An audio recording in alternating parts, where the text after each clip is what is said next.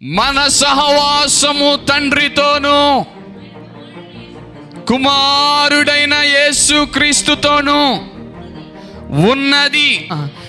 Christ centred family అని చెప్తున్నా. దేవుడు నివాసము చేయగలిగిన కుటుంబాలుగా మన కుటుంబాలు మార్చబడాలి. దేవునితో సహవాసము చేయగలిగిన కుటుంబాలుగా మన కుటుంబాలు మార్చబడాలి. ఎప్పుడు ఆయన నిన్ను విడిచిపెట్టకుండా ఉంటాడు అంటే ఆయనతో నీవు సహవాసము చేసినప్పుడు, ఆయనకు నువ్వు సమీపముగా వచ్చినప్పుడు మీ మధ్యలో అడ్డు ఏది నిలబడదు. ఎందుకంటే మీకు దేవునికున్న సంబంధం అలాంటిది.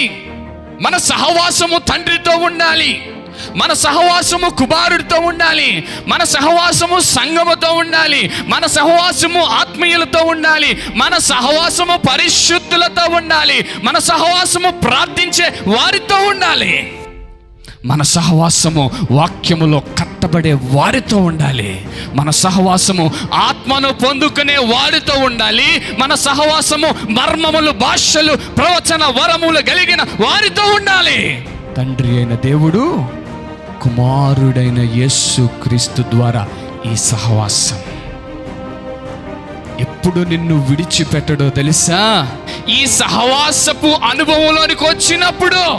విశుద్ధుల సహవాసమా, ప్రార్థనా పరులతో సహవాసమా, వాక్యము ధ్యానించే వారితో సహవాసమా, పాటలు పాడే వారితో సహవాసమా, నిత్యము వాక్యమును దీవారాత్రములు ధ్యానించే వారితో సహవాసమా, ప్రార్థనలో నీ కొరకు పోరాడే వారితో సహవాసమా?